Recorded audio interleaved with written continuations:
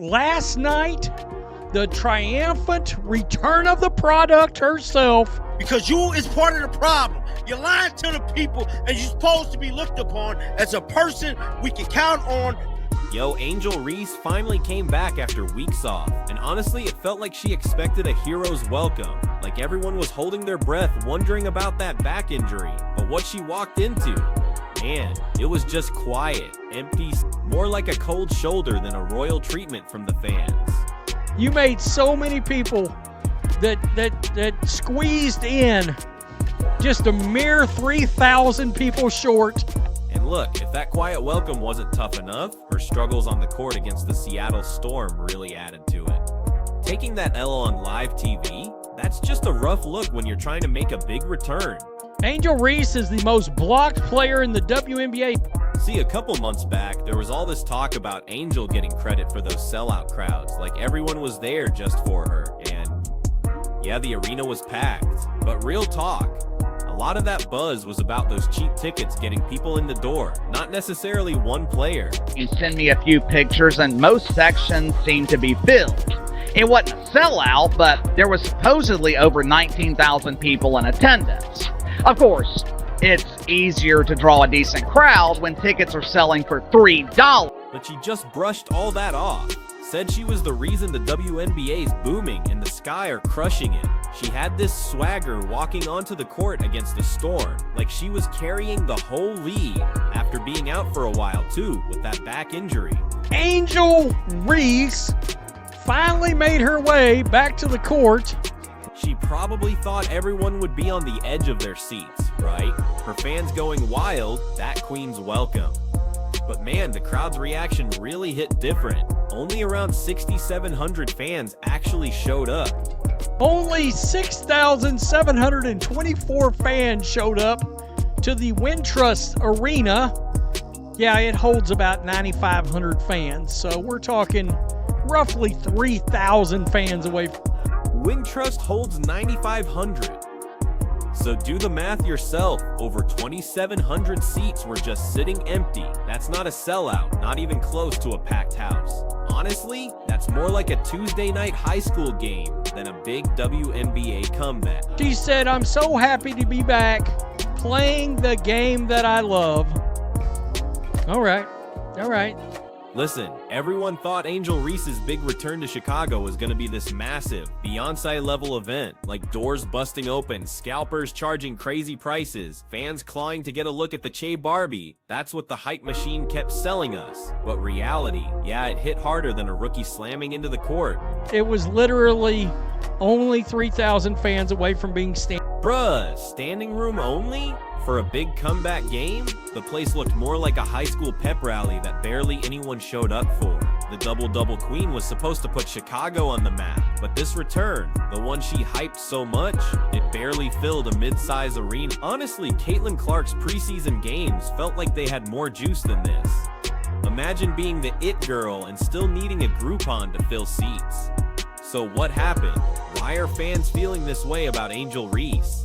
A lot of it starts with her disappearing act. In all honesty, she has gotten better at shooting. Honestly, this whole thing is just getting old. Anytime her hype dips or the team's struggling, she seems to pull the same move, just disappears from the sky. No heads up, fans are getting fed up. Teammates are left wondering, but is anyone really surprised anymore? It feels less like an accident and more like a pattern. And when folks ask where she went, it's always a back injury. Think about it, the same back that's supposedly been carrying the Sky all season. It feels less like a real injury and more like her back is finally breaking under the weight of her own hype. Fans aren't buying it. They see right through the timing and those excuses. An injury can be real, for sure, but using it like a stage prop every time you want out, that's a different story. The whole world is wondering, where in the world is Batman? I'm joking. I want to know, us Chicago Sky fans, women's basketball, WNBA, Angel Reese fans, where in the world? Look, let's just be real for a sec. It almost feels like Angel Reese isn't playing for the Sky. Not really. It's more about Instagram, those endorsement deals, and her whole image. Every possession, sometimes it feels less like basketball and more like a setup for her next social media post. And when you look at Caitlin Clark versus Angel Reese, man, The difference is night and day. One's building a legit career, the other feels like she's building a brand and just hoping nobody notices. WNBA fans aren't dumb. Clark's numbers scream greatness. Reese's numbers, they're kinda whispering maybe next year. She's mostly in the conversation because she's loud, she's flashy, and yeah, she's great for clickbait. Not because she's dominating on the court. Fans are over pretending. That's why you saw the outrage when Caitlin Clark was missing for the Fever. And it looked like the Indiana Fever front office is caught red-handed, lying to reporters. Fans actually believed Clark would never just vanish on her own, so they turned their attention right to the Indiana Fever, immediately picking apart those press conferences. Officials kept saying Clark had an injury and that's why she was out for some game. And it looked like more footage has been released as to the Indiana Fever actually exposing What's wild is, fans caught the front office red-handed. They were fumbling those injury reports for Clark, like it was a terrible soap opera script. First they said August 7th. Fans went back, watched that game frame by frame, and man, that made them furious. They saw Caitlin walking around perfectly fine that day, swinging her bag like she was heading to a photo shoot, not an MRI. So yeah, Fever, tell us again how she magically injured herself that exact day. This whole cover-up just stinks, and fans know they're not mad about an injury. They're mad about being lied to. part of the problem. You're lying to the people, and you're supposed to be looked upon as a person we can count on for credibility and to keep it transparent with the fans. Fans love Caitlin, straight up. They say she's the reason they even show up. Without her, Wintrust looks like an empty high school gym. They just want her on the court, not caught up in all these front office games. And that's a tough look for Angel Reese. Honestly, she used to try and spin it, saying whenever fans showed up for Clark, it was actually her they loved. But then when Clark was out and Reese was playing, fans just didn't bother to come. They're just done with the disappearing acts and the attitude.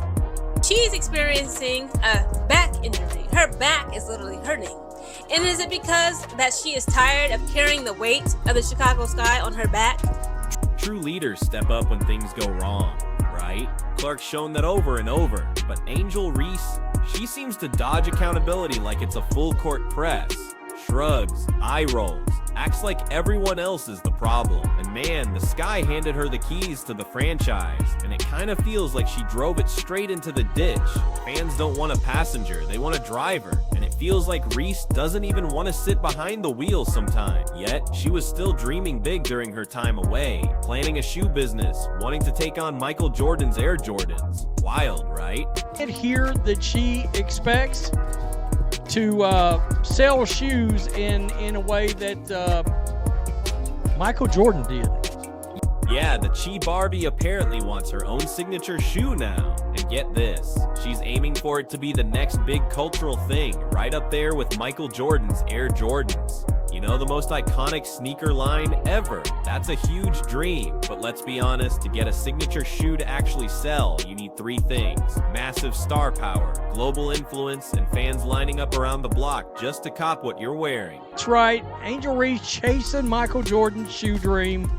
And here we are with Angel, who can't even get her own team's arena to 75% capacity. Man, she's closer to selling discount flip-flops at Walgreens than changing the sneaker game right now. She actually made a comment about these. Quote, "Just like how they wear Jordans everywhere, I want people to wear the Angel Reese ones everywhere and to just be a household name." And listen, this isn't even trying to throw shade, it's just real talk. Jordan built his name into a global empire because he was the game. Generations still look up to him. Reese, her brand feels like it's built on Instagram captions and these tough girl antics that are already losing steam with fans. When you can't even fill a 9,500 seat arena for your big comeback, maybe pump the brakes on comparing yourself to the Jumpman. That floor general and that floor leader, did the Chicago Sky break Angel Reese's back? And if that wasn't enough, Angel Reese's actual performance just added to the frustration for fans. Her big comeback moment ended with the Sky coughing up a 94-88 loss to the Seattle Storm. Yep, all that buildup, all that drama, and the result was just another L. Nothing screams "I'm back" like letting the Storm waltz out of Wintrust with a win.